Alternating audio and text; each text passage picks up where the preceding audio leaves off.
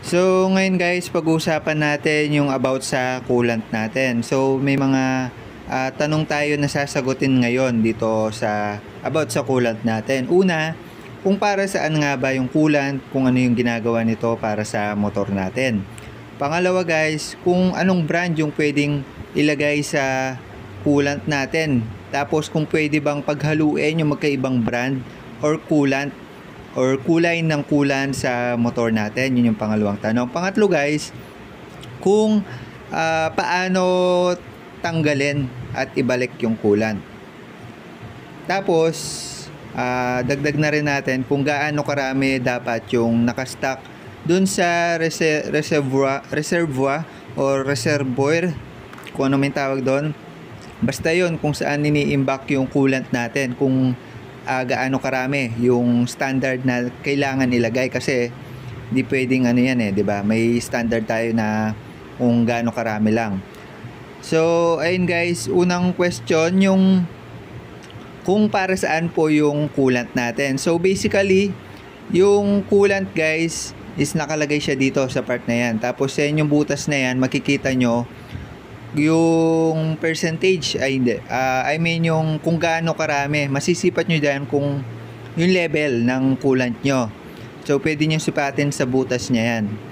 So kung marumi motor nyo, hindi nyo makikita dyan sa butas. Pero kung malinis yung motor nyo, ayan, yung sign kasi nilinis ko bago ko inano to video.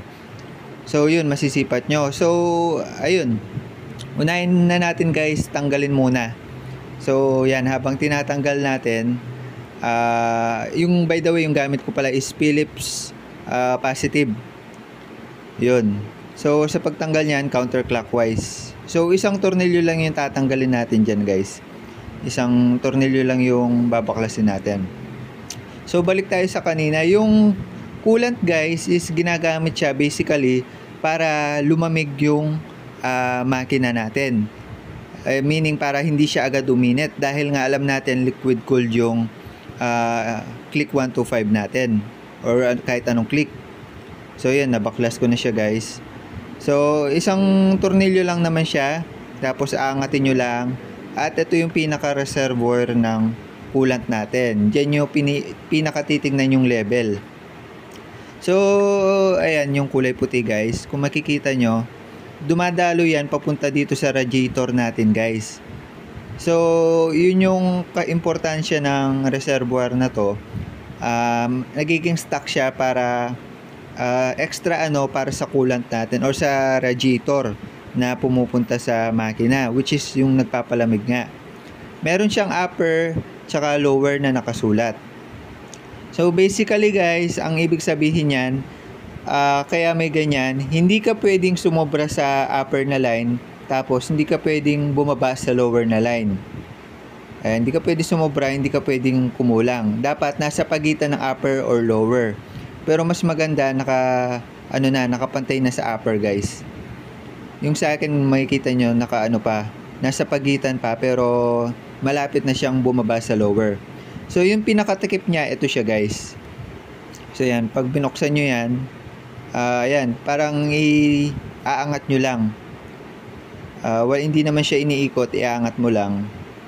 So yun, ito yung pinaka niya, rubber siya guys. Tapos kung makikita nyo, may kalso siya, so safe naman. So yan, habang binabalik ko guys, nahirapan kasi ako magbalik sa part na yan. Ayun nga, importante na hindi tayo maubusan ng coolant. Kasi ang mangyayari guys, kapag naubusan tayo ng coolant natin dyan sa reservoir, tinatawag na reservoir niyan, mabilis uminit yung makina natin, which is hindi maganda para sa scooter natin na Honda Click. Kasi yan yung pinaka main feature niya, which is liquid cooled nga yung Honda Click.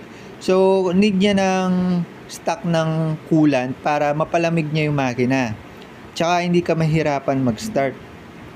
So yun yung niya, yun yung pinaka main ng coolant guys. So ang sa part natin guys, ang need lang natin is i-check kung tama pa ba or hindi pa ba. So kumukulang or kailangan naman natin dagdagan yung coolant natin. base dun sa nakasulat dyan sa reservoir na may upper at lower. Kagaya na sinabi ko kanina, hindi lalagpas sa upper, hindi bababa sa lower. Pero mas maganda na nakapantay na sa upper para, syempre, di ba, pag nababawas at least, matagal siya bago mapunta sa lower. Di naman aangat sa upper yan kung nakapantay yan, di ba? Kasi nababawas yung coolant talaga. So, yun yung yun yung need nyo malaman about sa pagre-refill ng coolant. So, about sa brand guys, ang piliin nyo is yung yung tawag dito, ready to use. May nakita ako sa sa ibang video, Pristone yung tatak. Ready to use na siya, kulay dilaw yun na coolant. Ready to use siya. Sa 500 ml ata, nagre-range lang siya ng 100 pesos. Mga ganon. So, yung Pristone na yun guys is one of the best para sa click natin kasi bukod sa ready to use na siya, pwede siya sa kahit anong kulay ng coolant. Yung pinaka-coolant kasi ng Honda Click natin guys is parang, di ko sure kung parang bluish or medyo greenish. Parang bluish greenish. Yun yung kulay niya. So, pwede mo siyang ihalo dyan sa coolant natin. Which is, not sure kung anong kulay yung coolant na yun. Pero ayun. Sa brand guys, kayo na bahala basta nakasulat is ready to use, tapos pwede siya sa kahit anong kulay. May mga coolant kasi na medyo maarte, ganyan. Basta yung ready to use at saka ready to fill kahit anong kulay. Para hindi na kayo mahirapan. So yun guys, sa part na to binabalik na natin yung tornilyo. Kagaya nung kanina, isa lang yung tornilyo niyan guys. So sa pagbalik magaan lang, parang papatong mo lang dyan, wala naman siya masyadong lock. Basta mo lang, may kasamo lang siya ng maayos. Then clockwise yung pag-ikot natin sa Phillips para may balik. So yun, pag nakasama na ng maayos, goods na. Basta importante na higpitan mo lang yung tornilyo. Sana guys, marami kayong natutunan about sa coolant natin at kung kailan or kung hanggang saan nyo i-refill yung coolant nyo. Kailangan nyo rin siyang i-check regularly. So ayun lang para sa video na to. Thank you. Subscribe for more.